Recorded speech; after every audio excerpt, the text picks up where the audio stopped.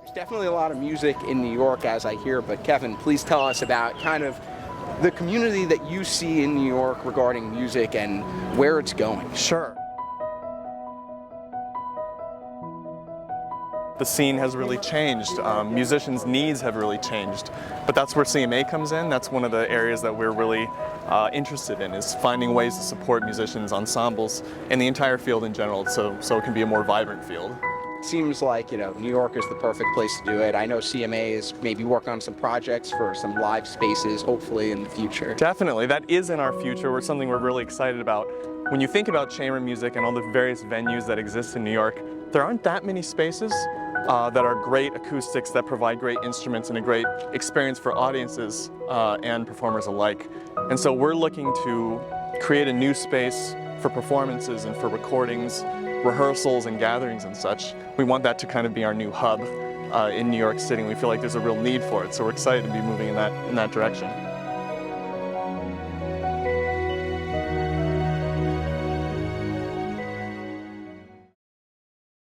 I'm Jack from Clarion. We're in Central Park with Kevin Kwan Loucks from CMA, and we're going to be strolling through the park and talking about some of the initiatives that both of us have going on and what we're doing for the music community. So, Kevin. Hey, great to see you. Great to see you. Beautiful day, Central Park, beautiful.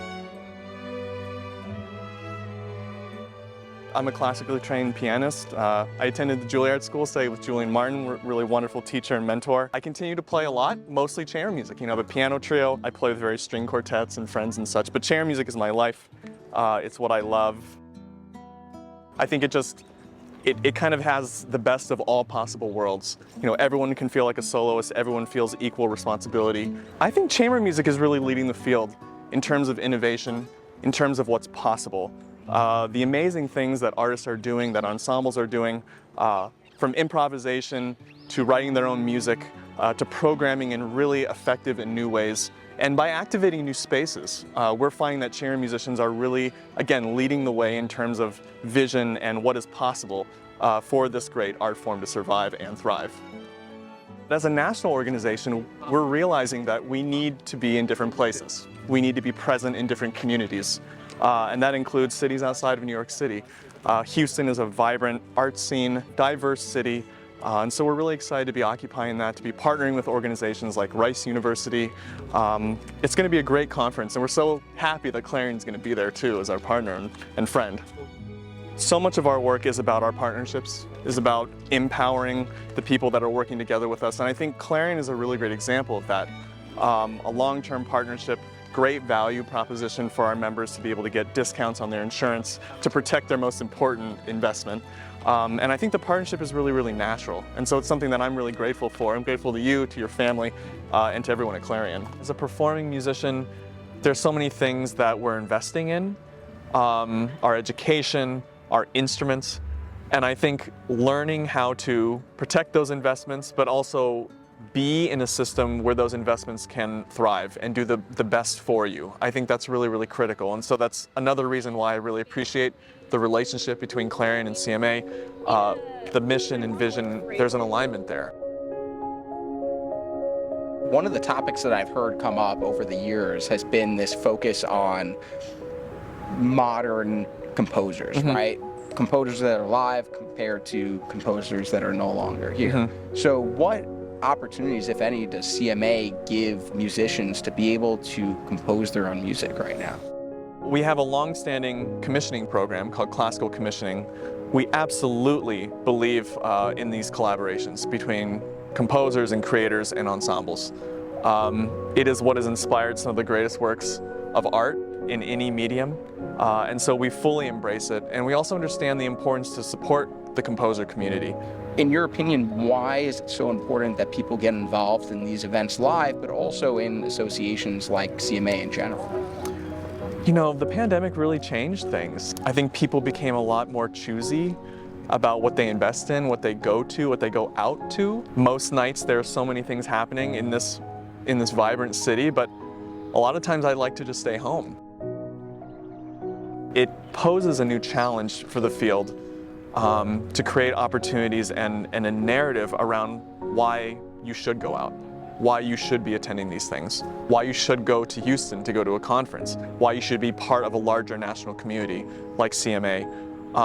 But I think that the sense of belonging, that sense of community and togetherness, and feeling like you're not just out in the world doing your best alone, that you have a system behind you, that you have friends and colleagues and an organization that is there to advocate for you, to support you, to provide resources, that's invaluable. You know, we realize that musicians playing in beautiful concert halls, that's kind of the dream, but COVID taught us that communities need so much more than that. You know, and during the pandemic, when musicians were deemed non-essential, I think that was really sad. It was really scary. What we've been hearing is that musicians want to find a way to be essential to their physical community. And so we had a teaching artist training program connected to a pilot program that we launched at Casita Maria in the Bronx. It was a different method of teaching music education to school-age kids, and it was really, really successful. And so through that venture, we're looking at new initiatives along the lines of skill acquisition through teacher artist training, but also finding ways to connect our constituents with their communities in really special and intimate ways. That's something that CMA has done so well, is that there's no lack of opportunities. And we've discussed some satellite events that are coming up, right? So, you know, it used to always be one big conference, right? How is CMA spreading that over the year? To truly support a national field, you have to be national. You can't just be in one place, you can't just be in New York City. And so we've been experimenting with models, kind of mini conferences where there are panels, opportunities to network and gather in regional areas, and also performances. And so we've had various events in Chicago, San Francisco Bay Area, Orange County this past summer. And upcoming in May 2025, we have an event at New England Conservatory. We're very excited about it, and you're going to be there, right? Clarion's going to be there as a supporter and as also a connector. There's so much impact of being in a smaller group, right? So when now you spread it out from one large event to still having a large event, but coming into people's communities where they can meet people in their industry, in their community, on a much smaller and more personal level. Now you're really giving people value that they might not be able to get on their own. And I think it's that kind of collaboration, openness, that exists in strong partnerships. And that's something that I really am grateful for between Clarion and CMA, our long-standing partnership and a very bright future. And there may be no better example of that than CMA.